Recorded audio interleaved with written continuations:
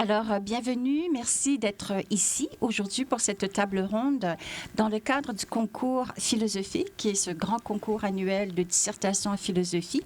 Et j'ai le grand privilège et le grand honneur d'avoir été demandé et d'avoir été invité à présider le concours de cette année sur un thème incroyablement actuel, vers la paix. Donc, une façon de formuler un questionnement philosophique de façon plus positive dans un contexte international très trouble. Et donc, je remercie les organisateurs de ce concours cette année, Catherine Guindon, Pierre-Alexandre Fradet, Michel Lancette et tous les collègues en fait, du département de philosophie du Cégep Saint-Laurent d'avoir pris en charge donc, la tenue de ce concours cette année. Et je dois également mentionner que je suis de retour au Cégep Saint-Laurent avec vous. Le Cégep Saint-Laurent était mon alma mater. C'est ici que j'ai fait mon DEC en cinéma. J'avais travaillé dans le café étudiant pendant toute la durée de mon DEC et c'est la première fois en fait que je suis dans cet amphithéâtre.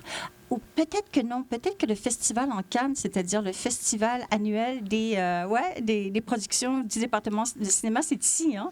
Ah ben donc, j'ai non seulement projeté un de mes Super 8 à l'époque, là, ça fait très, très longtemps. Mais j'avais aussi été invitée à faire partie du jury à un moment donné, après avoir quitté Cégep Saint-Laurent. Donc, c'est toujours pour moi, avec beaucoup, beaucoup de bonheur, que j'ai l'occasion de revenir, de voir la grande salle et puis tout ça. Et donc, merci beaucoup d'être présent aujourd'hui.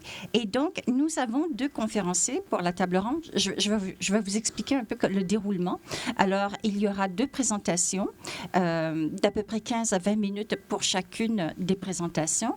Et ensuite, on aura peut-être un échange à trois, assez bref, pour pouvoir justement ouvrir la période de discussion avec vous. Et je vous inviterai très chaleureusement à poser vos questions, vraiment sans aucune hésitation. Et puis, les conférenciers vont avoir donc le plaisir de pouvoir causer avec vous. On va commencer néanmoins avec notre première conférencière, qui est Marianne Descrochets, qui est enseignante en philosophie au Cégep de Saint-Jérôme depuis 2007, chargée de cours au département de philosophie de l'UQAM depuis 2017, enseignante en philosophie au Cégep de Saint-Jérôme depuis 2007 et doctorante en sciences politiques à l'Université d'Ottawa. Sa thèse porte sur la pensée politique de Hannah Arendt et plus largement ses intérêts de recherche en philosophie politique concernent la démocratie, l'action dans l'espace public, l'exercice du pouvoir en commun et la liberté politique. Une partie importante de son engagement intellectuel est également consacrée à l'éducation, que ce soit par des conférences, des publications ou ses activités comme chercheuse associée à l'Institut de recherche et d'information socio-économique, l'IRIS. Sa réflexion sur le rôle de l'éducation dans la société, l'enseignement collégial et la marchandisation de l'éducation lui a notamment valu d'intervenir à titre d'experte devant un comité ministériel en avril 2020. Marianne Descrochets a par ailleurs reçu le prix d'excellence en enseignement, volet chargé de cours de la Faculté des sciences humaines de l'UQAM en 2023. Et donc, je vous disais que le thème du concours cette année est vers la paix, mais dans le cadre de cette table ronde, il est un peu plus spécifique. On va parler de quelles sont les possibilités ou les perspectives vers la paix, mais dans un contexte de polarisation tel que nous le connaissons aujourd'hui. Et sans plus tarder, je cède donc la parole à Marianne. Merci. Là, je vais être obligée de mettre mes lunettes de vieille madame pour voir de proche. Vous me faites des signes si vous ne m'entendez pas assez bien. Je vais rapprocher le micro. Donc, ça me fait vraiment plaisir d'être ici.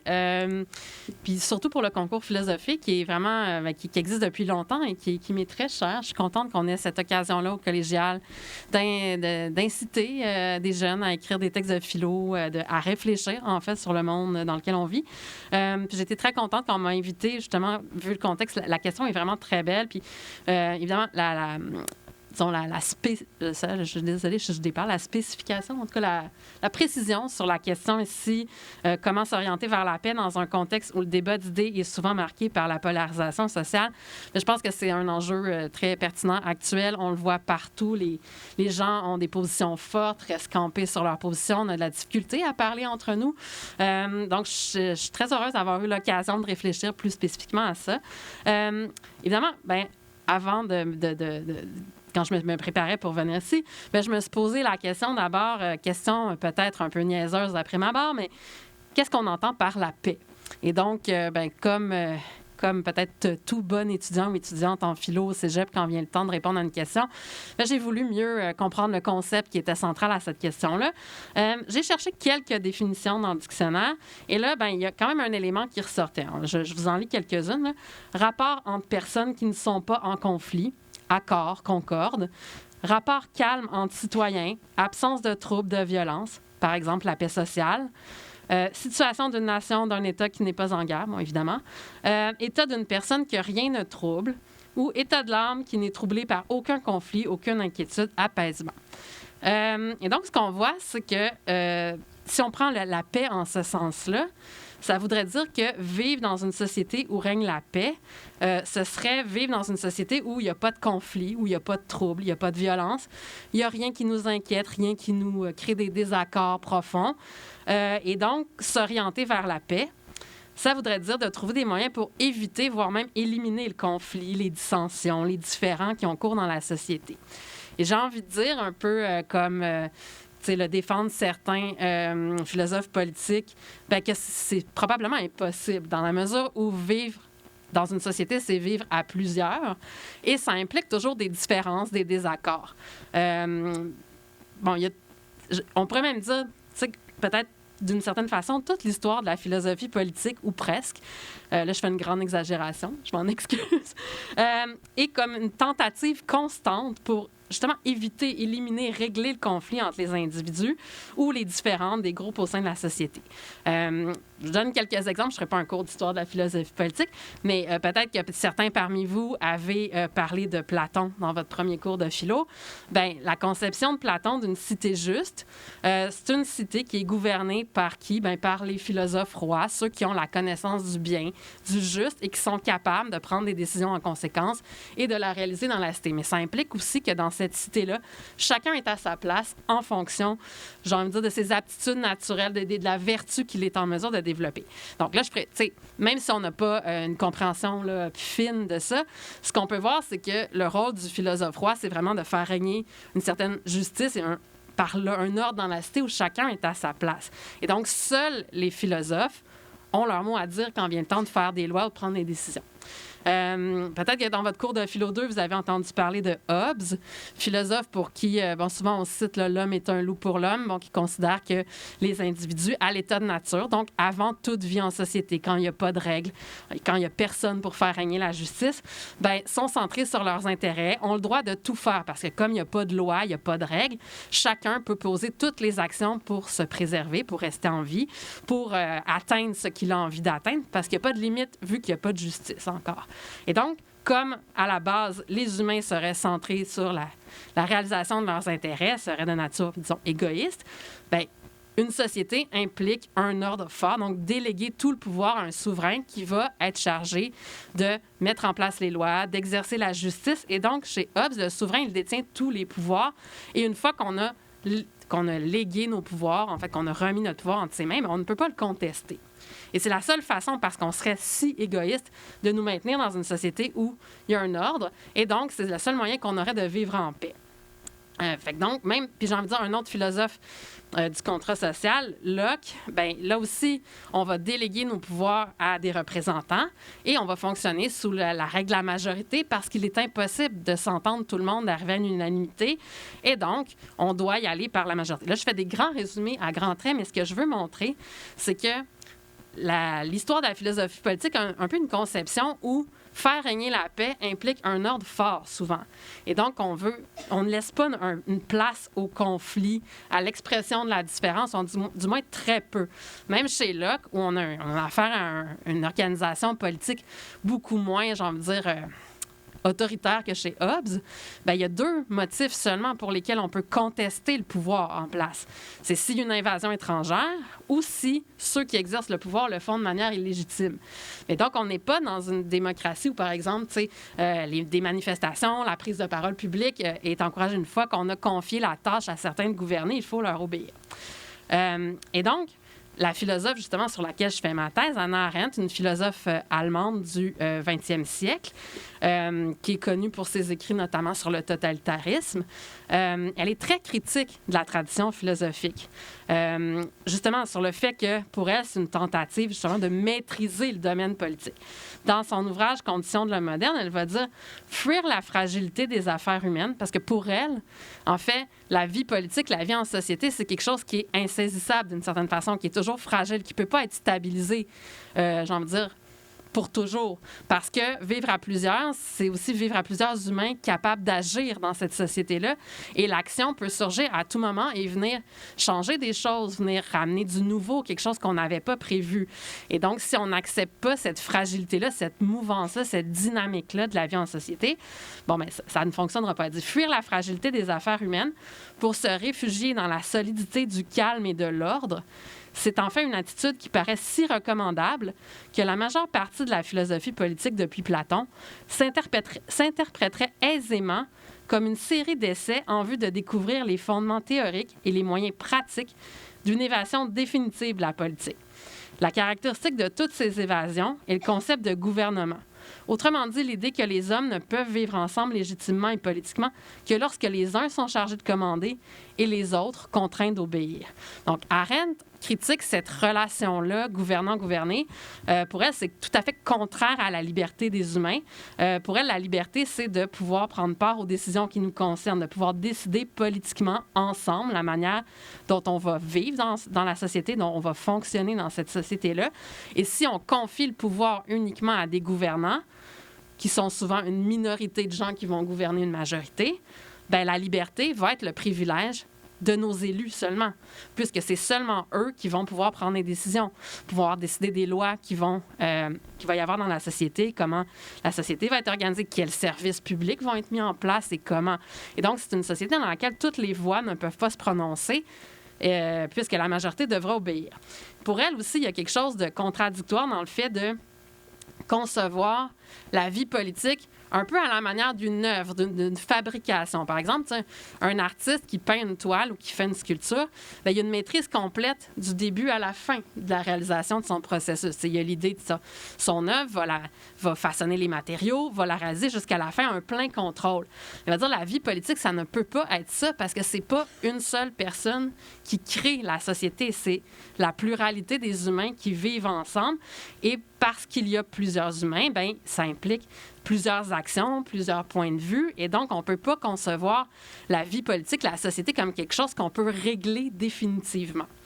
Et donc, c'est ça. Fait que pour elle, il ne faut pas essayer justement d'éliminer complètement le conflit. Évidemment, là, je ne parle pas d'un conflit où on se tape dessus, où on est en guerre armée. Là. Mais je parle des conflits, des divergences de points de vue, des divergences d'action. Donc, puis pour elle, toutes les mesures politiques qui viendraient justement éliminer la pluralité des voix seraient problématiques. C'est des mesures qui pourraient éventuellement mener à du totalitarisme, par exemple. Là, j'ai quelques exemples récents de décisions gouvernementales qui vont justement dans le sens de faire taire des critiques, d'unifier un peu la société, mais en faisant taire certaines voix. Là, tu sais, bon, certains profs ici en auront peut-être entendu beaucoup parler dans la dernière année, mais le projet de loi sur les syndicats où on veut finalement faire en sorte que les cotisations syndicales ne servent plus à financer de manière obligatoire des combats politiques, bien, les syndicats le dénoncent parce que ça fait taire des voix critiques, par exemple. Je peux penser, bon, il y a quelques années, il y a eu des campements sur les campus étudiants, des campements par solidarité au peuple palestinien. Le premier ministre avait même demandé l'intervention de la police pour démanteler les campements, ce qui est une forme d'ingérence politique, ce qui est une atteinte aussi à la liberté de l'expression, au droit de manifester. Et donc, c'est ça, pour Arendt, la pluralité des voix, la participation de tout le monde, qui inévitablement va impliquer certains désaccords, certaines oppositions, voire même parfois des conflits, ne doit pas être éliminée ou contrôlée, mais on doit au contraire la préserver et la cultiver. Sinon, comme je disais, il y a un danger de glisser vers une forme d'autoritarisme, de totalitarisme, ou même d'unifier tellement qu'on va uniformiser la société et pas laisser place à la liberté, à la nouveauté qui peuvent surgir avec les différents points de vue. Et donc, c'est pour ça que sais, la question, c'est dans un contexte où le débat public, comme on le voit en ce moment, il est polarisé. Hein? Chacun campe sur ses positions. On démonise même ses opposants. On utilise des étiquettes.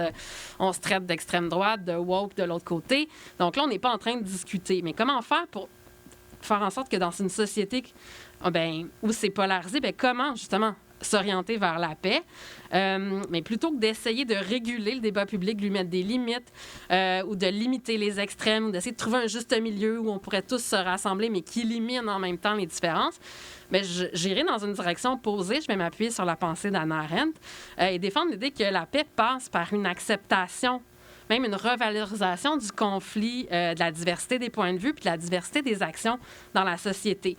Ça implique de comprendre le conflit autrement, puis c'est ce que je vais faire à partir du concept de pluralité chez Hannah Arendt. Jusqu'ici, est-ce que vous me suivez? Est-ce que c'est clair? Ça va? OK. Donc, pour Hannah Arendt, le concept de pluralité, c'est un élément fondamental de la condition humaine. Ça fait partie d'être un humain, vivre à plusieurs. Hein, les humains, on ne vit pas dans le bois, chacun chez nous, caché, sans contact les uns avec les autres. Et le fait qu'on vit à plusieurs, nous dit-elle, mais ça amène le besoin d'organiser cette vie commune. T'sais, vous le savez, peu importe là, que vous vivez en famille, en colocation, être avec d'autres humains, ça implique une organisation minimale ou plus grande, selon les humains avec qui on est. Et donc, on doit se donner des règles, on doit avoir des institutions, des fonctionnements. Et pour elle, c'est par ce qu'elle appelle l'action. Puis l'action, il y a une connotation précise, un sens précis. C'est une des activités fondamentales de la condition humaine qui sert à participer à la vie politique, à organiser cette vie commune-là. Donc, pour elle, l'action, c'est un sens vraiment politique. C'est toute activité par laquelle on se consacre à fonder et maintenir des organismes politiques, mais au sens large. Là. Ça peut être autant faire des lois que d'écrire une lettre d'opinion dans les journaux pour partager son point de vue sur un enjeu de société. Ça peut être de s'organiser un groupe pour militer pour la justice sociale. Ça peut être plein de choses.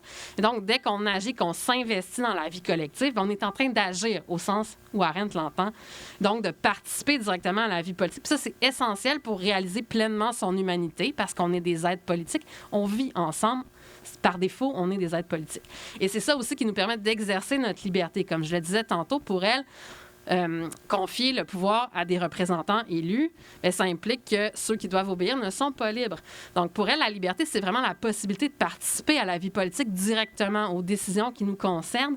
Donc, Arendt s'inspire, entre autres, de la démocratie athénienne dans l'Antiquité, où ce sont les citoyens qui, ensemble, gouvernent la cité, qui décident des lois, qui décident s'ils font la guerre à la cité voisine, qui décident s'ils signent un traité de paix. C'est eux aussi les citoyens qui exercent la justice. Donc, il n'y a pas de juge professionnel, il n'y a pas d'avocat. Les citoyens se défendent eux-mêmes. C'est des citoyens pigés au hasard qui vont trancher à savoir si la personne accusée est coupable ou non. Donc, tous les volets de la vie en société sont exercés directement par les citoyens. Donc, pour Arendt, bien, c'est ce qu'il faut préconisé en société comme forme d'organisation politique. Il faut qu'il y ait un espace public, donc des institutions dans lesquelles on peut agir, participer directement. Donc, il y a des fois une forme de démocratie directe, là, si je fais un grand raccourci ici, mais il faut qu'il y ait des lieux spécifiquement dédiés à se rassembler, parler ensemble, débattre, discuter, agir en commun, mais ça implique aussi qu'il y a des lieux de... Puis c'est pas juste de se rassembler et de discuter, c'est qu'il y ait des espaces décisionnels. Donc, que la décision ne soit pas confiée à des élus. Parce que dans notre société, tu sais, il y a des consultations publiques sur différents sujets, sur des projets de loi, par exemple.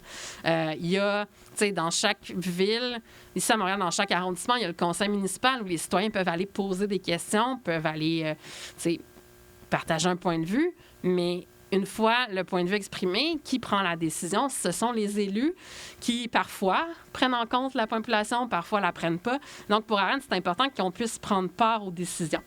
Et c'est pour ça qu'elle est critique des démocraties modernes, représentatives, où la liberté, finalement, si on ne peut pas participer, va être le privilège de certains. Et justement, tu sais, dans une société où elle met de l'avant l'idée de pluralité pour elle, évidemment, vivre à plusieurs, c'est pas être tous pareils, c'est pas être tous d'accord tout le temps.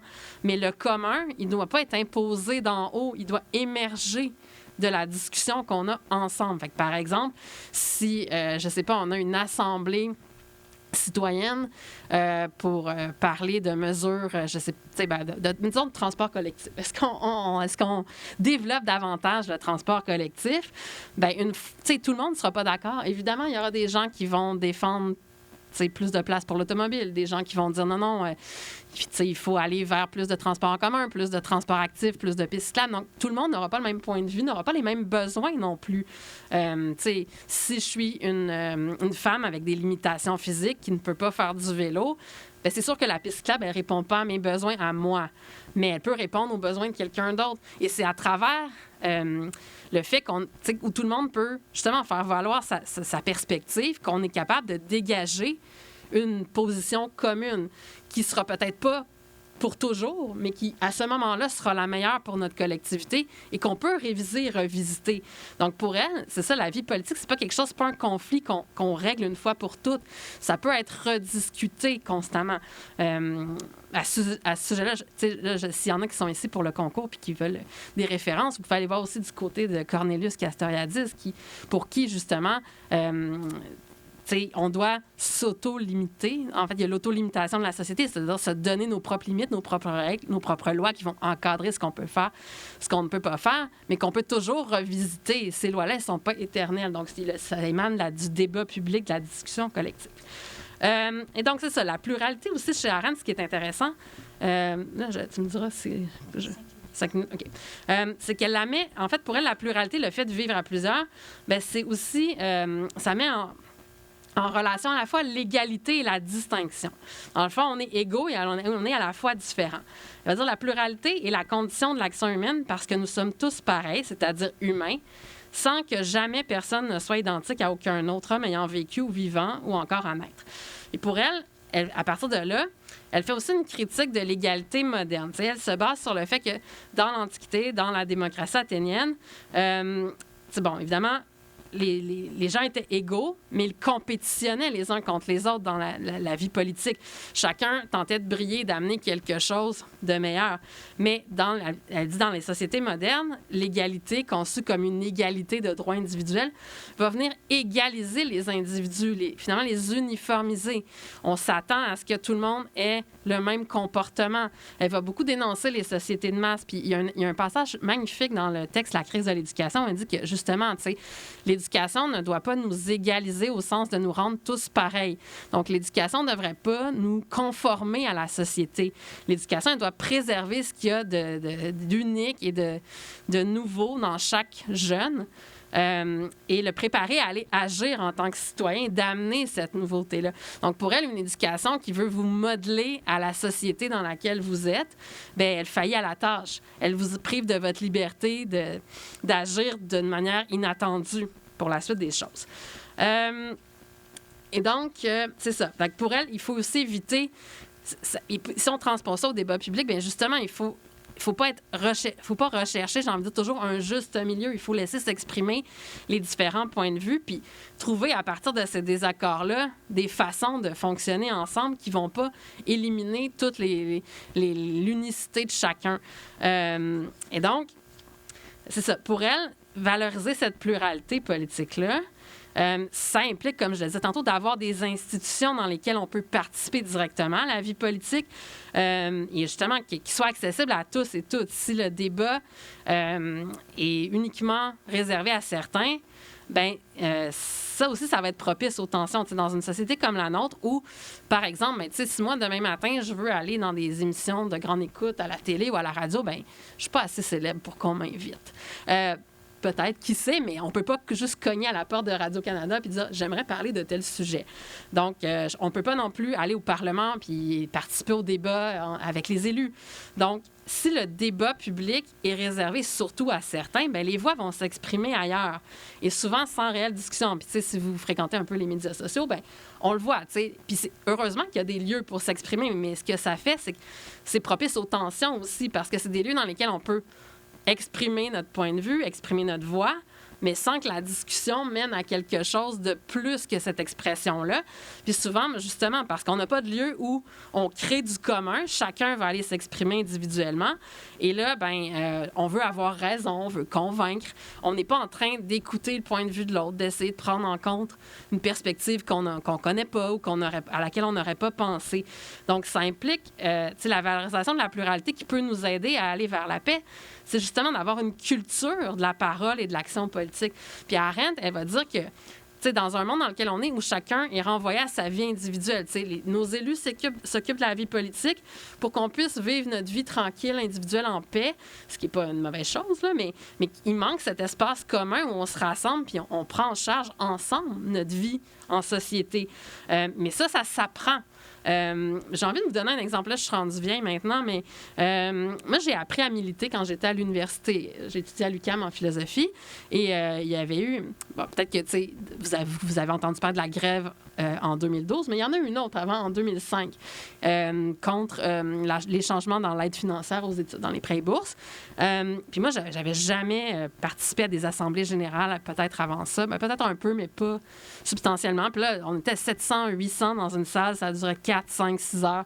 Au début, c'était difficile. Tout le monde trouvait ça long. Tout le monde trouvait ça pas si intéressant que ça. Puis il y a des gens qui étaient très fâchés. Des gens étaient pour, des gens étaient contre.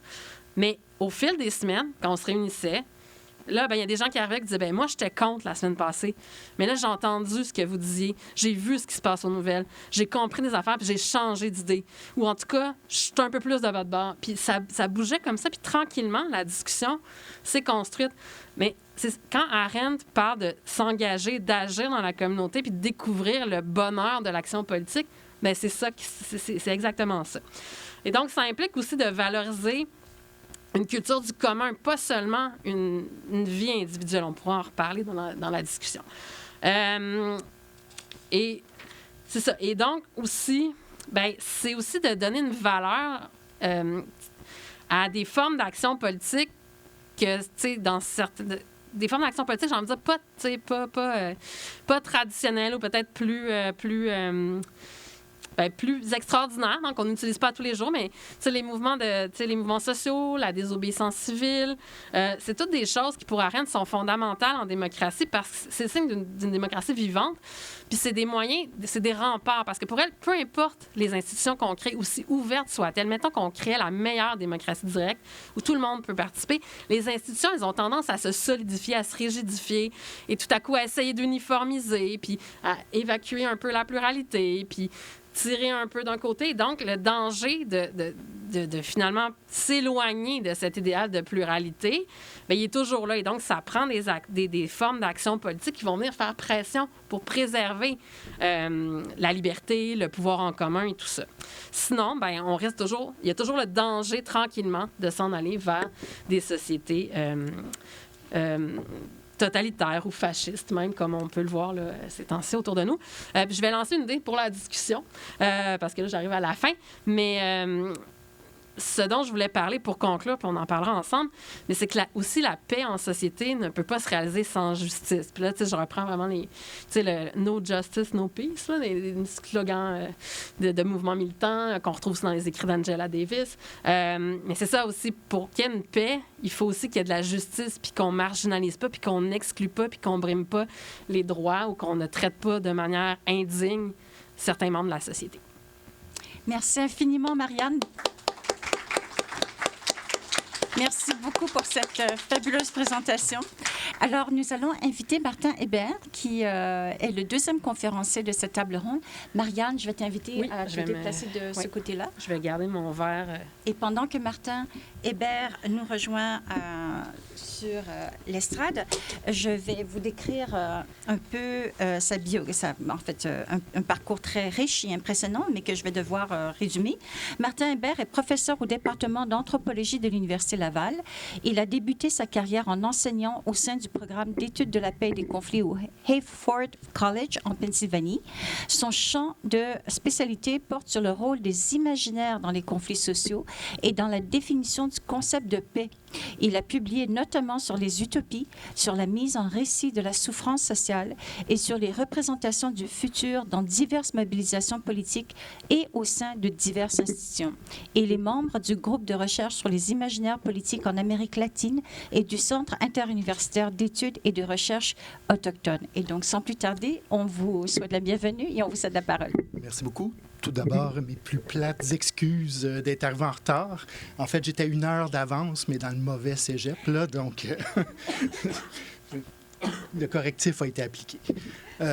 D'accord. Donc, Face à l'urgence des crises auxquelles nous faisons face, nous pouvons nous demander s'il est encore pertinent de consacrer du temps et énergie à débattre de ce qu'est la paix.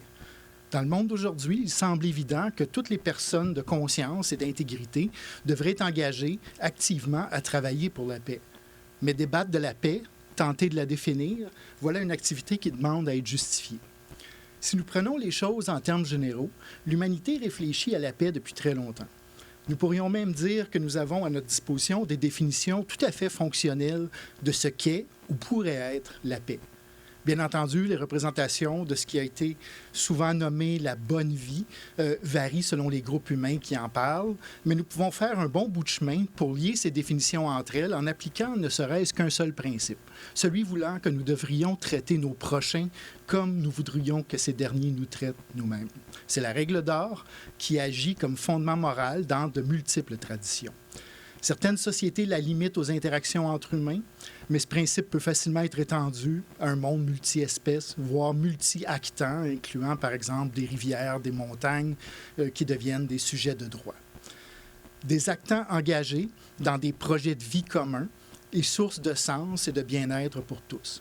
Mais le principe fondamental de la réciprocité sous-jacente à la règle d'or tient la route et peut nous guider vers ce qui pourrait être nommé un état de paix.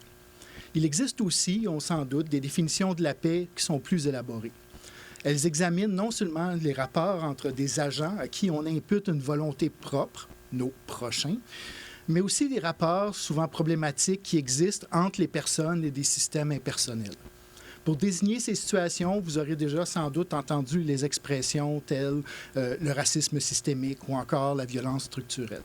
Ces théories que l'on va dire de la justice sociale demandent de prendre en compte le fait que les systèmes eux-mêmes ont une inertie, exercent une violence que le sociologue norvégien Johan Galtung, généralement considéré comme un des fondateurs des études de la paix au 20e siècle, qualifiait de violence non agentielle, la violence exercée par un système. La paix promise par la règle d'or est fondée sur le principe de réciprocité. Je vous traite avec respect, vous me traitez avec respect. Mais la paix qui procède du concept de justice sociale, elle, est fondée sur le principe de l'option préférentielle pour les subalternes. Entre les droits des privilégiés et les droits des marginalisés, ce sont les droits des marginalisés qui devraient primer. On dira alors que la paix est la condition qui donne à toutes les personnes une chance équitable, et notez que je ne dis pas égale pour faire suite à ce qui a été dit avant, donc une chance équitable de réaliser leur plein potentiel. Comme pour la règle d'or, ce ne sont évidemment pas toutes les personnes qui agissent selon ce principe moral. Mais, comme pour la règle d'or, vous aurez de la difficulté à trouver un débat rationnel où on soutient que le problème réside dans une définition inadéquate du principe que nous devrions suivre. Réaliser n'importe quelle de ces visions de la paix, des visions déjà connues, déjà promues, déjà pensées, nous placerait sans aucun doute dans une bien meilleure posture que celle où nous nous trouvons présentement.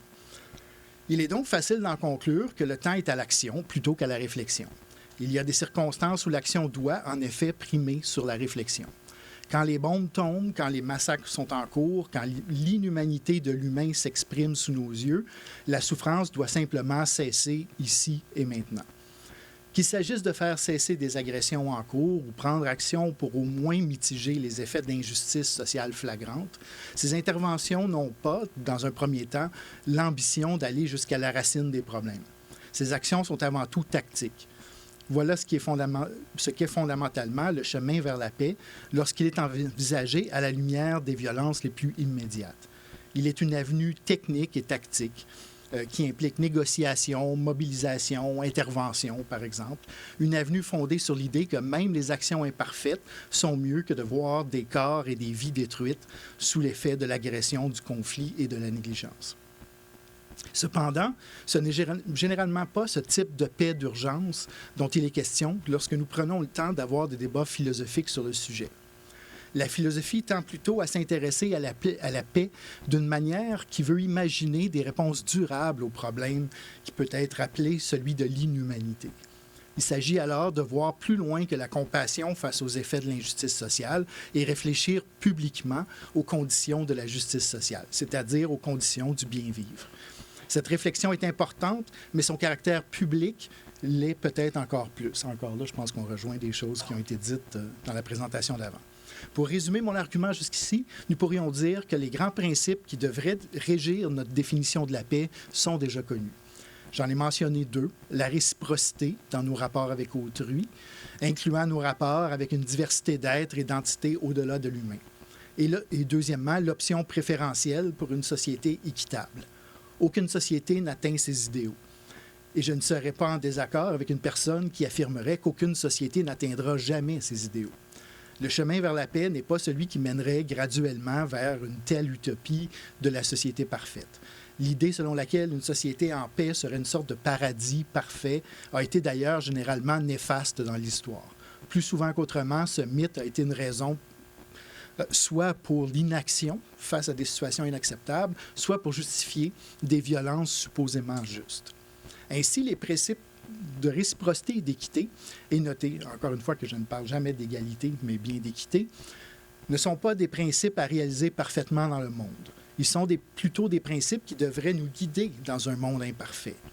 Dans les cas où les effets de violence sont là, sous nos yeux, ces principes demandent à peine à être réitérés. C'est plutôt notre empathie qui prend, ou du moins devrait prendre, les commandes. Le geste, dirons-nous, est humanitaire dans le meilleur sens du terme. Nous travaillons pour que la souffrance cesse ou, pour le dire avec le terme technique qui a été développé à cet effet dans les études de la paix, nous agissons pour une paix dite négative. Il n'y a rien de péjoratif dans ce terme. Il indique seulement une action prise pour que la violence et la souffrance cessent. Ce sont là, pourrions-nous dire, des actions de paix, mais pas vraiment des actions philosophiques pour la paix. La philosophie intervient d'une autre manière sur le chemin vers la paix. Je proposerai ici qu'elle intervient dans nos délibérations à propos des conditions propices à cheminer non pas vers la paix négative, qui est surtout une question d'empathie et de capacité technique à intervenir, mais plutôt vers la paix positive, c'est-à-dire une paix qui n'est pas définie par la réduction de la souffrance, mais plutôt par l'augmentation de notre capacité collective à réaliser le plein potentiel des humains et de ces autres animaux, environnementaux, avec qui nous sommes en relation. Mais ce deuxième cas de figure, celui où nous parlons de cheminer vers la paix positive, invite tout de même, lui aussi, à la question par laquelle j'ai amorcé ma présentation. Face aux urgences qui affligent le monde, est-il encore nécessaire de consacrer du temps et énergie à débattre de ce qu'est la paix et du chemin vers elle? Dans ce cas-ci, ma réponse serait un oui sans équivoque.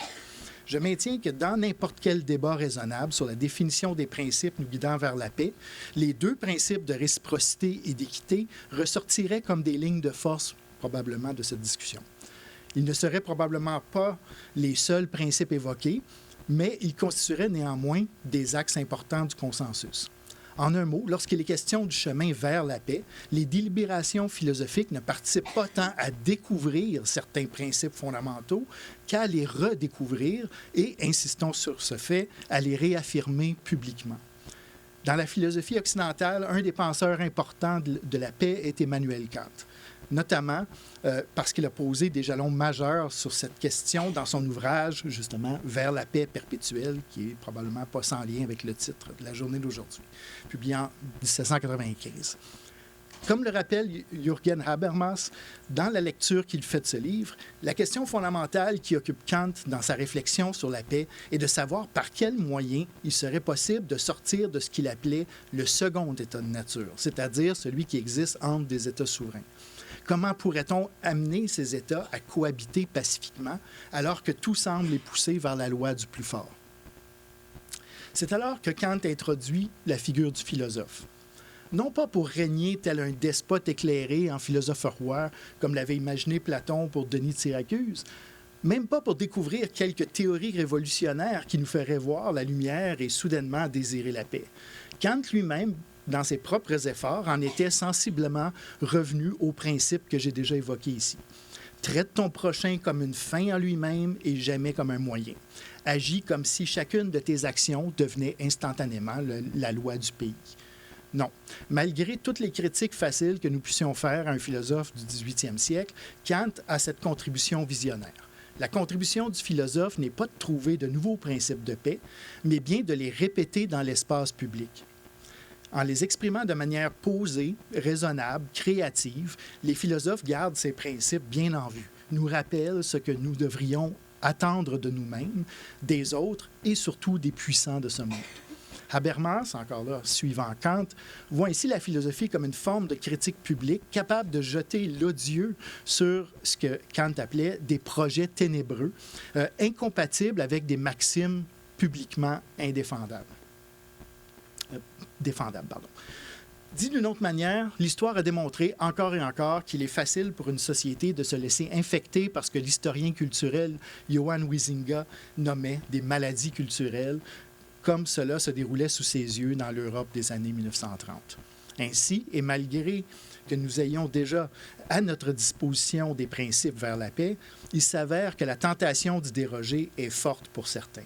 À l'injonction de réciprocité, on substitue l'instrumentalisation des autres. Au principe d'équité, on substitue la loi du plus fort. Rien n'excuse de telles ruptures du contrat social le plus élémentaire. Mais ces ruptures s'expliquent. En fait, nous dit Kant, elles sont pratiquement inévitables. La question n'est pas de rêver une société parfaite, qui serait une sorte de jardin d'Éden, mais plutôt de savoir quelles actions prendrons-nous pour que jamais ces projets ténébreux et profondément déshumanisants ne soient normalisés. Cette tâche est déjà énorme. Elle invite à ce qui était nommé la philosophie au temps de Kant, mais qui se décline aujourd'hui en philosophie, en sciences, anthropologie, journalisme, art engagé et de multiples autres champs de savoir et d'expression tenus à des standards d'intégrité et de responsabilité dans l'espace public. Comme le voyait Kant, le fait que le monde ne soit pas en paix ne signifie pas que nos principes vers la paix ne soient pas valides. C'est plutôt qu'ils font constamment face à des vents contraires.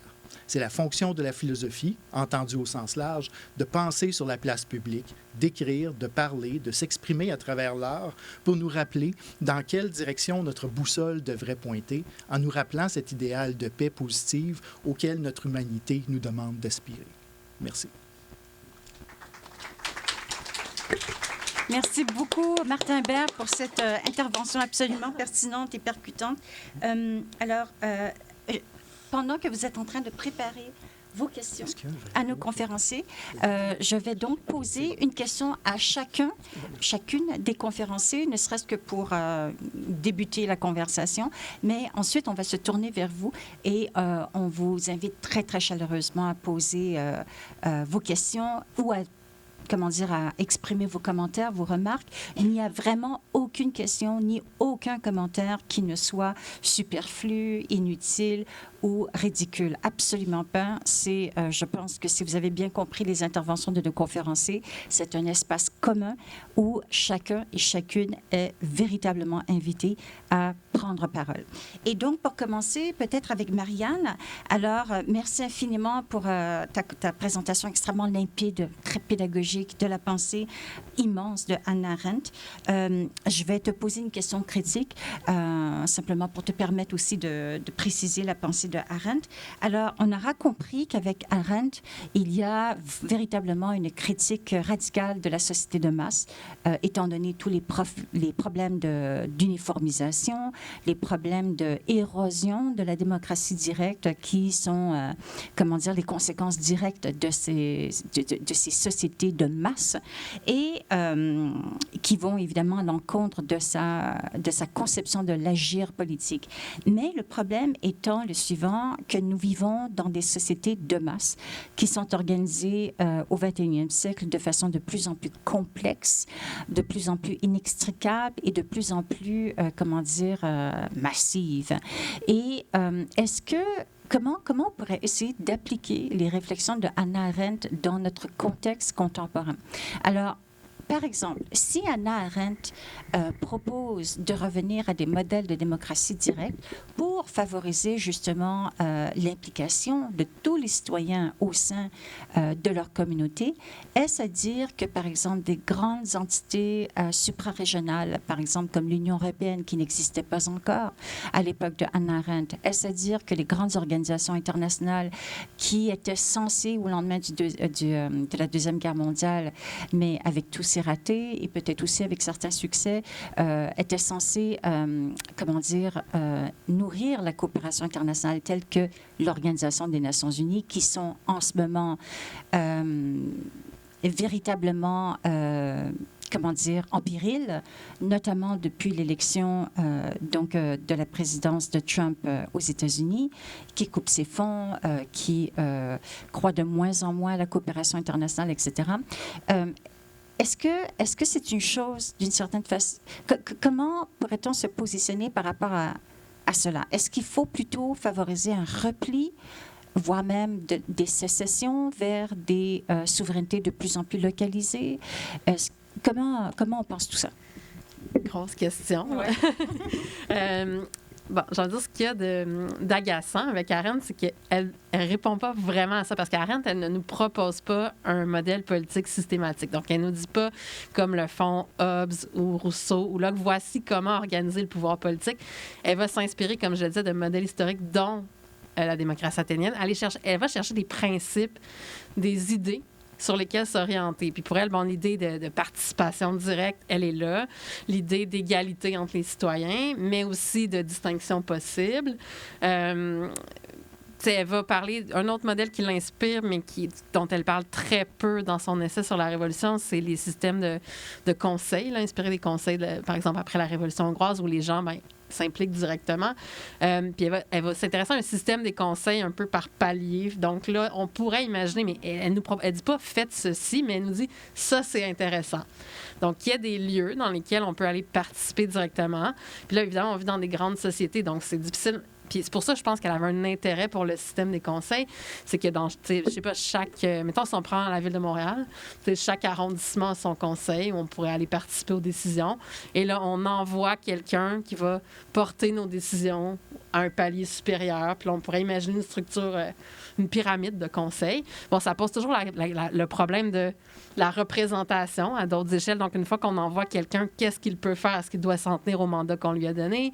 Est-ce qu'en discutant avec les autres, là, lui aussi peut naviguer un peu là-dedans? Mais c'est ça, mais Arendt, elle ne répond pas à cette question-là. Puis c'est vrai que les sociétés de masse sont un frein à l'action politique directe, mais en s'inspirant d'Arendt, on peut imaginer du moins des principes dans lesquels, même s'il y a des structures représentatives, il y a une plus grande place pour qu'on participe aux décisions. Puis on peut imaginer aussi des structures représentatives dans lesquelles les gens qui nous représentent, les gens qu'on a élus, doivent rendre des comptes beaucoup plus qu'ils le font. Là, ils rendent des comptes à chaque élection. Mais entre les élections, même s'ils prennent des décisions qui mobilisent la population contre eux, bien, ils n'ont pas l'obligation de démissionner, ils n'ont pas l'obligation de changer de cap. Des fois, ils le font par pression populaire. Mais on pourrait imaginer des structures dans lesquelles il y a beaucoup plus un rapport direct et dynamique entre certains représentants et les citoyens. On peut imaginer aussi qu'il y aurait plus de consultations, mais consultations décisionnelles. Puis, il ne faut pas négliger non plus toute sa valorisation de d'autres formes d'action politique à l'extérieur des institutions. Tu sais, souvent, on a tendance à voir les manifestants, par exemple, comme des dérangements à la vie en société. C'est fatigant. Des gens bloquent un pont pour... Puis c'est vrai que c'est fatigant. Là. Si je suis pris dans le trafic, je ne vais pas être contente. Mais en même temps, bien, c'est des voix qui s'expriment, c'est des messages qui sont portés, puis ces messages-là rejoignent des bonnes parties de la population. Fait une valorisation aussi de l'action politique puis de sa valeur, de ce que ça veut dire en démocratie qu'on soit capable de porter des discours sur la place publique. Fait que, tu sais, il n'y a pas de solution simple. Malheureusement, je n'ai pas la solution. Mais en s'inspirant d'Hannah Arendt, en valorisant davantage différentes formes d'action puis une place plus grande pour l'action politique des citoyens et citoyennes, déjà là, en tout cas, ça ouvre des portes. En fait, moi, je trouve que c'est une réponse extrêmement riche qui indique justement toute la pertinence de l'héritage philosophique d'Hannah Arendt, même aujourd'hui. Merci beaucoup, Marianne. Et justement, dans la foulée un peu de ce que tu semblais décrire dans les études sur la paix, il y a, par exemple, David Held qui avait proposé une démocratie cosmopolitique différenciée, là, si je peux m'exprimer ainsi, avec un principe de subsidiarité. Le principe de subsidiarité veut dire une forme de... En fait, l'idée est simple, la mise en œuvre est complexe, mais l'idée consistait à dire à la fois, on a besoin de plus grande coopération à l'échelle internationale, c'est pourquoi, par exemple, les institutions internationales sont importantes, mais il faut aussi être très vigilant de ne pas perdre le lien de souveraineté citoyenne. Et donc, là où les enjeux sont locaux, communautaires ou régionaux, on devrait avoir des espèces de plateformes décisionnelles ou de consultations qui seraient à la portée des citoyens municipaux, des citoyens de la province, etc. Donc, c'est ça le principe de subsidiarité, c'est qu'il y a des paliers de souveraineté qui sont différenciés en fonction des enjeux qui sont traités. Mais quand on parle d'enjeux transnationaux qui menacent la survie de l'humanité, comme les crises climatiques, là, effectivement, c'est pertinent d'avoir des organisations internationales, transnationales, pour pouvoir décider au nom de l'humanité quelle sera notre destinée commune. Et donc, pour vous, Martin Hébert, merci infiniment d'avoir vraiment valorisé le rôle public de la philosophie. Merci infiniment. Et je pense aussi que c'est très important de préciser que de ce point de vue-là, il y a les philosophes spécialistes, professionnels, mais je pense que la réflexion philosophique est à la portée vraiment de tous et chacun. Donc, le rôle public de la philosophie dans le contexte des débats contemporains sur les enjeux sociaux, je pense, est à la portée de tout le monde. Mais pour vous, comment doit-on justement penser l'implication des citoyens dans un contexte de grande polarisation au sein de nos sociétés et à l'échelle internationale? Oui, tout d'abord, je pense qu'il y a une question de réaffirmer des standards de débat, standards de communication entre citoyennes et citoyens. C'est-à-dire que le danger ici, un peu comme je disais, c'est de normaliser certains styles de communication, certains styles de pensée qui font que ce qu'on pourrait considérer un peu comme le centre du spectre politique glisse tranquillement, un peu comme des grenouilles dans l'eau tiède puis dans l'eau bouillante. Là. Les gens s'habituent à une communication hostile, s'habituent finalement à ce que les fondements des positions de chacun ne soient pas examinés, etc. Et là, graduellement, on a en fait une tendance qu'on observe certainement dans plusieurs pays où le populisme monte ou a carrément pris le pouvoir. C'est-à-dire que le débat public n'est même plus un débat idéologique. C'est-à-dire que c'est même pas... les gouvernements politiques n'ont même plus une position idéologique claire. C'est finalement leur rôle ou leur tactique devient de simplement créer du bruit. Dire des absurdités, changer de position aux 2 jours, faire des liens logiques qui n'ont absolument aucun rapport, etc.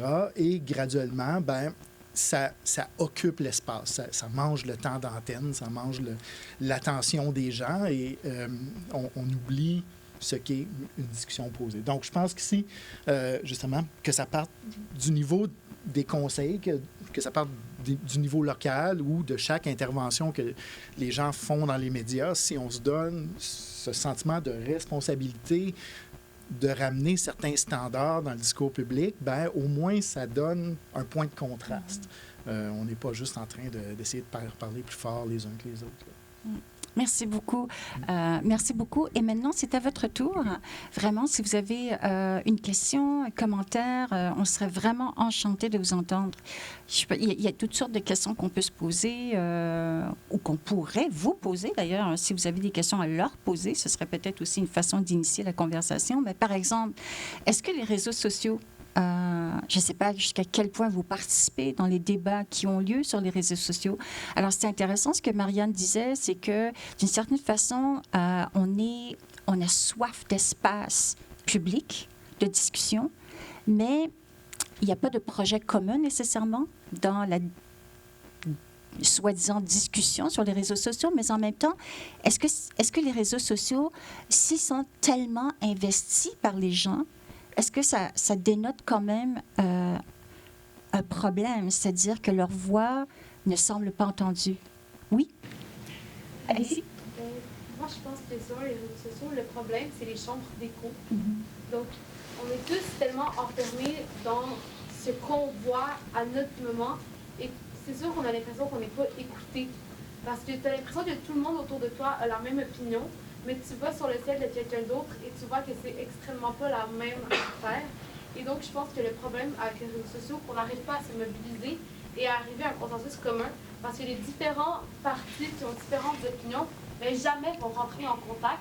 Et dès que tu rentres en contact, tu peux dire à l'algorithme, ah, ça ne m'intéresse pas et je ne suis pas ouvert à écouter cette opinion. Donc, je pense que c'est important pour moi. Je pense qu'il faut que, justement, on arrive à, d'une certaine manière, trouver une façon que ces chambres d'écho cessent d'exister. Parce que sinon, si, bien sûr, je pense qu'on ne peut pas éliminer les réseaux sociaux de la vie quotidienne, mais si elle continue, si c'est ça la prochaine approche, c'est comme ça que les gens débattent, il faut trouver une manière que ces gens qui ont des opinions diverses s'en rencontrent. Oui, c'est une excellente réponse. Est-ce que quelqu'un voudrait renchérir là-dessus? Oui? On assiste vraiment à une individualisation de la culture à travers les réseaux sociaux aussi. Puis ça m'a amené à une question que j'aimerais poser à Marianne. Vous mentionnez qu'Arendt croit fortement en la valorisation de la pluralité, mais aussi qu'elle insiste sur la valorisation d'une culture commune. Comment est-ce que ces deux principes qui peuvent sembler antinomiques peuvent cohabiter? Oui. Bien, c'est pas... Évidemment, c'est jamais simple. Hein. Vivre ensemble, c'est pas simple. Mais comme je disais un peu, je suis allée vite dans cette partie-là. Merci pour la question. C'est que, tu sais, Arendt va pas... Justement, elle valorise la pluralité. Ça veut aussi dire qu'elle n'est pas non plus contre le fait qu'on ait une vie privée, une vie individuelle, des projets personnels. Mais avec ça, il y a aussi une dimension commune. Puis pour elle, dans les sociétés modernes, c'est cette dimension commune-là qui est effacée. Il n'y a plus de lieux où il y a certains lieux où on peut avoir du commun, mais essentiellement, la vie politique, elle se passe au Parlement, elle se passe peut-être dans les médias un peu, mais rarement on est amené à décider ensemble réellement. Je donnais l'exemple tantôt, si on fait une assemblée, je prends l'exemple du transport, mais ça peut être n'importe quel autre enjeu qui nous touche tous, à la fois dans notre vie individuelle, parce qu'on doit bien se déplacer, se rendre au travail, se rendre au cégep. Mais tu sais, on peut avoir un point de vue là-dessus, mais comment avoir une culture commune, mais savoir une culture aussi de... J'ai envie de dire, un peu, ça rejoint ce que Martin disait. Bien, il faut être capable d'écouter aussi. C'est pas juste d'arriver à cette assemblée avec son point de vue et s'y tenir tout le long. C'est entendre ce que l'autre dit et essayer de comprendre puis voir, ah ben moi, je vis pas ça, mais j'entends que des gens vivent ça. Et là, avec cette posture-là, bien, on est capable de trouver une approche collective qui va répondre aux besoins, peut-être pas de tout le monde spécifiquement, mais d'un plus grand nombre. Puis c'est aussi de ne pas voir la vie collective comme il faut que ça me rejoigne. C'est pas un tout ou rien. Par exemple, il n'y a aucun parti politique ou aucun groupe militant ou aucun groupe social qui va avoir exactement les mêmes idées, les mêmes points de vue que moi. C'est impossible. La seule personne avec qui je peux être en complet accord, c'est moi-même, puis encore, parce qu'on change d'idée souvent. Donc, c'est d'avoir aussi cette posture-là de dire la décision, elle ne va jamais refléter peut-être complètement ce que moi, je voudrais, mais c'est correct, c'est ça, vivre avec les autres, c'est d'essayer de voir qu'est-ce qui est le mieux pour le groupe. Puis ça, bien, on n'a pas... C'est pas évident de développer cette culture-là, mais pour Arendt, puis je pense qu'elle a raison là-dessus, c'est en le faisant ensemble qu'on la développe, cette culture-là. T'sais, si vous êtes déjà impliqué dans un groupe quelconque, même vous organisez une sortie de camping en groupe, bien, c'est pas toujours facile. Là. Tout le monde ne veut pas manger la même affaire, tout le monde ne veut pas faire les mêmes activités, mais en discutant, en le faisant ensemble, bien, on développe cette culture du commun. C'est niaiseux, l'exemple du camping, vous me direz peut-être, mais c'est un peu le même principe à plus large échelle quand on a à se pencher sur des enjeux écologiques, des enjeux de justice. Bien, c'est d'être capable d'entendre, de voir les points de vue, les besoins de chacun, les réalités auxquelles moi, je n'ai pas accès parce que je ne les vis pas. Puis c'est en ayant des espaces réellement pour le faire que, tranquillement, ça se construit. Martin? Oui, j'ajouterais... la question est excellente. Puis aussi... Je pense que ce que la philosophie, entendue au sens large, peut-être la pensée philosophique en général, fait extrêmement bien, c'est toujours d'interroger les fondements. C'est-à-dire que si vous dites oui et je dis non, on est polarisé, et si on s'en tient à ça, notre dichotomie peut juste escalader. Vous allez dire oui plus fort et je vais dire non plus fort et on va voir qui va gagner. Ce que la philosophie nous demande de faire, c'est d'aller dans l'autre sens, d'aller dans le pourquoi. Quels sont les fondements de votre position? Quels sont les fondements de ma position? Et là, souvent, on se rend compte qu'on part peut-être de positions un peu plus proches que ce qu'on aurait cru au départ. Ou sinon, ben, on commence à avoir un peu plus de substance sur laquelle débattre. Et là, si vous ne voulez pas le dépotoir dans votre cours juste parce que ça vous dérange, vous, ben le fondement est un peu fragile, disons, de votre position. Là. Donc, on essaie de de creuser un peu plus comme ça, justement, pour peut-être retrouver du commun ou en créer, pour après ça rebâtir un dialogue. J'ai des questions encore pour vous, mais je suis vraiment curieuse et j'ai vraiment envie de les sonder, nous jeunes étudiants, nous jeunes concitoyens. En fait, ma question est vraiment pour vous en tant que représentant de votre génération. Est-ce que, premièrement, qui sont ceux à main levée, là, comme ça, puis... sentez-vous à l'aise? Je veux dire, c'est pas une position qui est coulée dans le béton, là, c'est vraiment juste vos intuitions spontanées. Qui sont ceux qui face à la situation actuelle, ici au Canada, au Québec ou à l'échelle internationale, quand on envisage le futur, et mettons le futur de vos enfants, jusqu'à là, qui sont ceux qui sont plutôt optimistes et qui sont ceux qui sont plutôt pessimistes? Peu importe comment vous entendez optimiste et pessimiste. Par rapport au thème du concours, vers la paix, mais enfin bref. Donc, qui sont ceux qui sont plutôt optimistes? Et qui sont ceux qui sont plutôt pessimistes? OK, donc pour le moment, il y a quand même une majorité d'entre vous qui semblez être pessimistes. Et maintenant, j'ai des questions que je vais vous poser à ceux et celles qui ont levé la main. Donc, pour ceux et celles, parmi ceux et celles qui ont levé la main pour témoigner de leur optimisme, est-ce que quelqu'un voudrait partager rapidement pourquoi vous sentez qu'il y a de l'espoir quand même? Oui? Ouais, moi, je pense qu'aujourd'hui, même pour un pays puissant comme les États-Unis, par exemple, c'est pas aussi facile qu'avant d'attaquer un pays parce qu'il y a plusieurs lois internationales, il y a plusieurs... Par exemple, avec l'arme nucléaire qui est dangereuse, fait que ça, il faut faire attention à ça. Fait que si, par exemple, il y a un pays qui en attaque un autre, puis il y en a un autre qui vient, puis toutes les alliances viennent, on sait que ça va finir en une catastrophe. Fait que c'est pour ça que les pays font attention. Par exemple, la guerre en Ukraine, justement, il y a beaucoup de pays qui supportent l'Ukraine en leur donnant des armes, mais il n'y a pas un autre pays qui lui-même a envoyé des soldats pour se combattre contre la Russie. Donc, je pense que, genre, je veux dire, par exemple, si on compare la Deuxième Guerre mondiale, qui a commencé ou la première qui a commencé avec plein d'alliances qui sont rentrées en guerre. Aujourd'hui, il y a encore des conflits, mais c'est plus difficile selon moi, au sens que c'est plus deux pays, des tensions entre deux pays, que comme avant où c'était vraiment de plus en plus de pays qui s'affrontaient. Oui, je suis sûre que ça doit résonner en écho avec les travaux de Martin. Mais en tout cas, jusqu'à présent, vraiment, vos intuitions spontanées, là, tous ceux et celles qui sont intervenus sont vraiment très réfléchis. C'est vraiment très, très bien articulé en plus. Avant de laisser la parole à Martin ou à Marianne pour réagir à vos réactions, à vos commentaires, parmi ceux et celles qui ont levé la main pour indiquer leur pessimisme, pourriez-vous aussi nous expliquer les raisons de votre scepticisme? Oui? Je pense que notre génération fait face à des problèmes comme toutes les autres générations l'ont fait au passé. C'est sûr qu'en regardant les nouvelles, en regardant l'actualité, on a plus tendance à être pessimiste, à voir le négatif. Mais je pense que je deviens pessimiste parce que justement,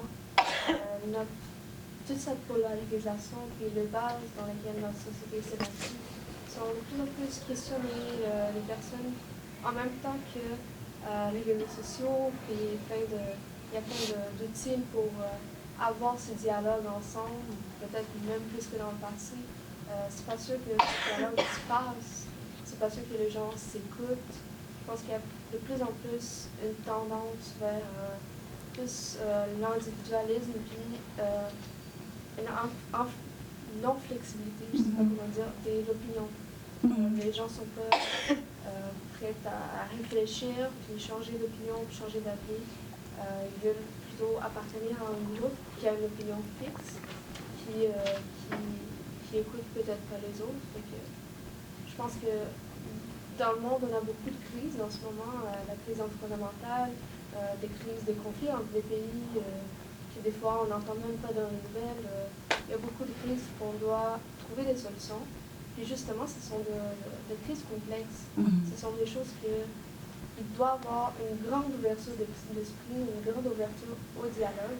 Puis je ne sais pas si nécessairement notre génération, peut-être, ou la génération un petit peu plus vieille, serait prête à prendre tout ça dans nos épaules puis avoir cette grande responsabilité. C'est vraiment, vraiment tellement fascinant ce que vous avez à dire.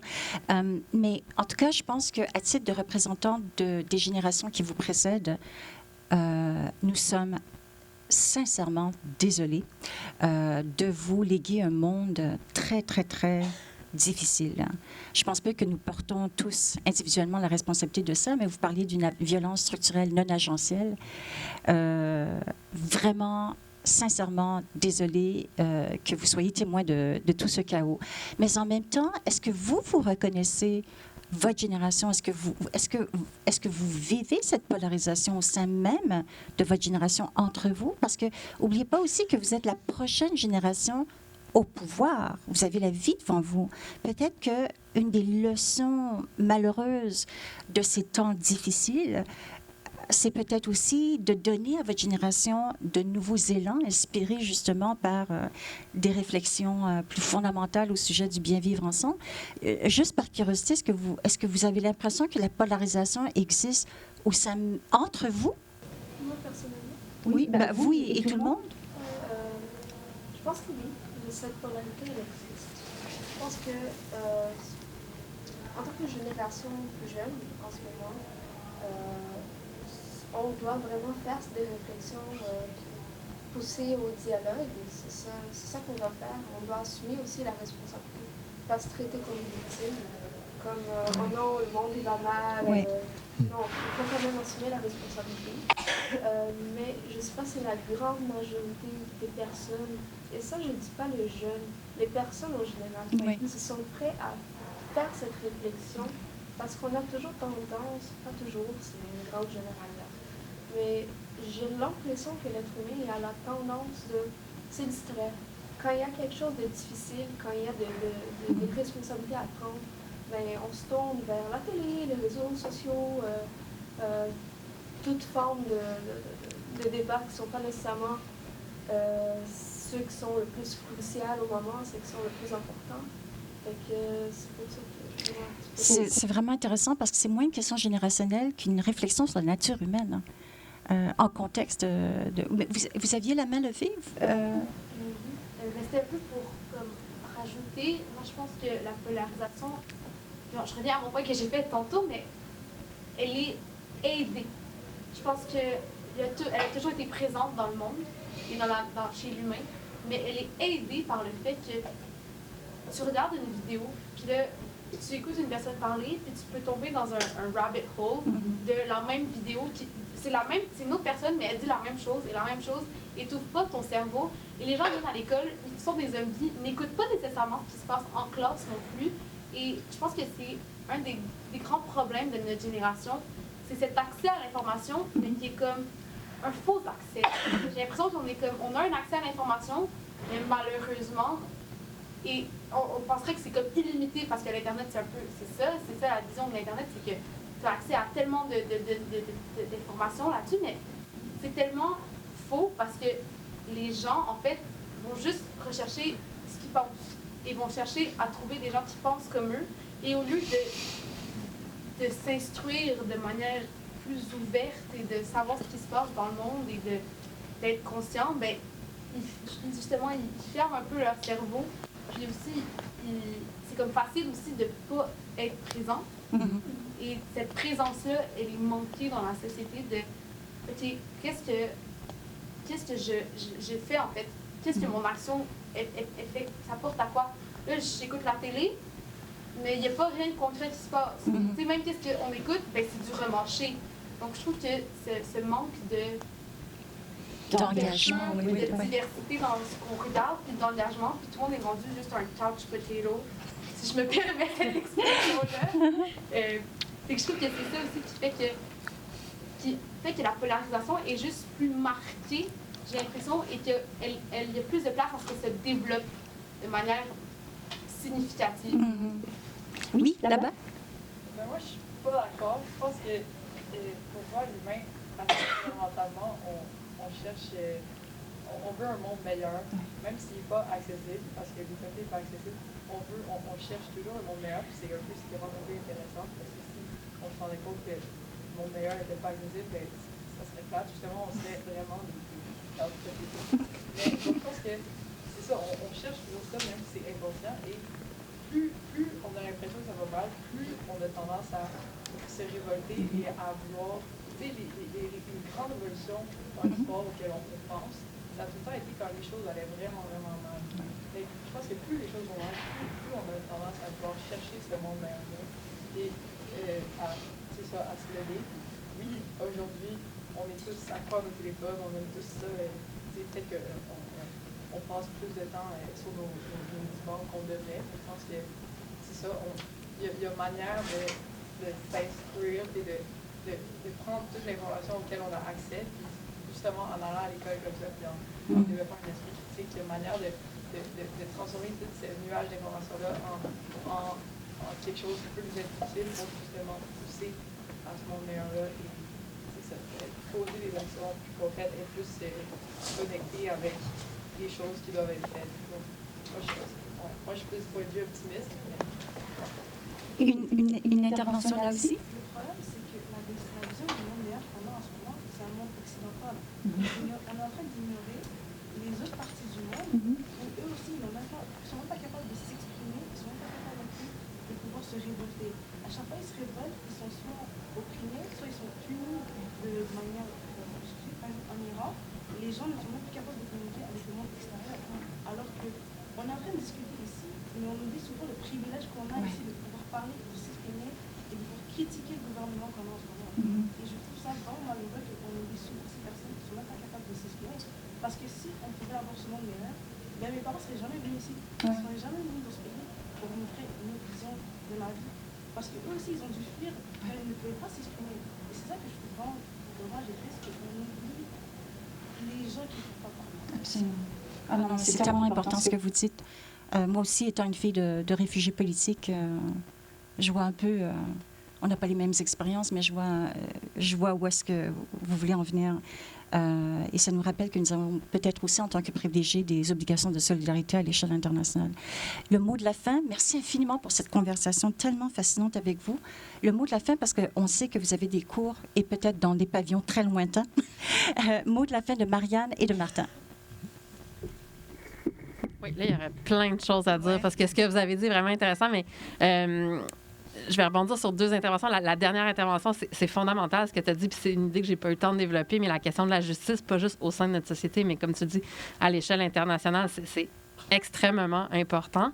Puis sinon, j'ai envie de donner de l'espoir avec Hannah Arendt, parce que moi aussi, j'ai une tendance un peu des fois à sombrer dans le pessimisme.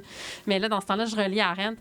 Puis Arendt, elle nous dit que, en fait, même quand il n'y a plus d'espace pour l'action politique, quand il n'y a plus de liberté, elle peut toujours ressurgir parce qu'il faut, en se rassemblant puis en agissant ensemble, ça peut toujours créer une brèche. Et donc, et c'est avec ça qu'on est capable de... Puis tu sais, on a toujours la possibilité justement de se réunir, de se regrouper, d'agir, de poser des actions ensemble pour défendre la paix, défendre la justice, tout ça.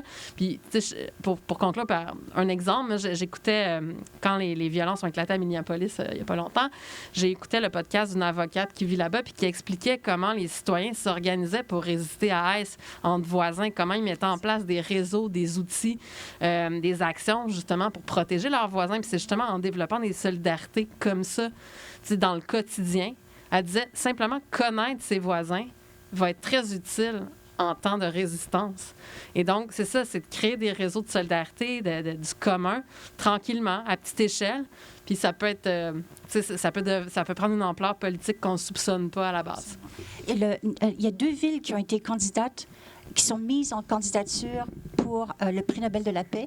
Il y a eu l'île de Lesbos, qui, au moment de la crise des réfugiés syriens, on était en crise économique en Grèce. Et ces gens-là, qui souffraient déjà de détresse économique, ont accueilli les réfugiés syriens de façon tellement généreuse qu'ils ont été mis en candidature pour le prix Nobel de la paix.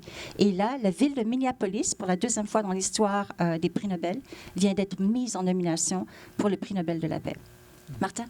Oui, ben, je vais rebondir aussi sur un message d'optimisme, c'est-à-dire que cette question-là, optimiste, pessimiste, souvent, c'est intéressant quand on la décline dans un petit peu plus de détails, où on se rend compte que les gens sont globalement pessimistes sur ce qui va se passer à l'échelle macro-sociale. On voit plein de tendances très négatives, mais plutôt optimistes dans leur propre vie, dans le sens où on est là. L'être humain a une résilience. Tout le monde ici a passé à travers une pandémie mondiale et vous vous rendez compte que même dans une catastrophe d'échelle globale, localement, les humains se réinventent, développent des résiliences.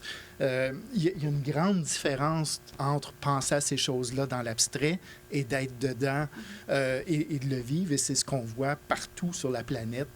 La résilience, le fait que les gens réinventent une vie, réinventent des formes d'action, réinventent... on n'a pas le choix. Quand on est dedans, et en ce moment, ben on l'est, là. En tout cas, merci encore, non seulement à nos merveilleux conférenciers, mais également à vous pour vraiment le moment très privilégié que nous avons eu l'occasion de passer avec vous. Merci à Marianne Crochet et à Martin Hébert.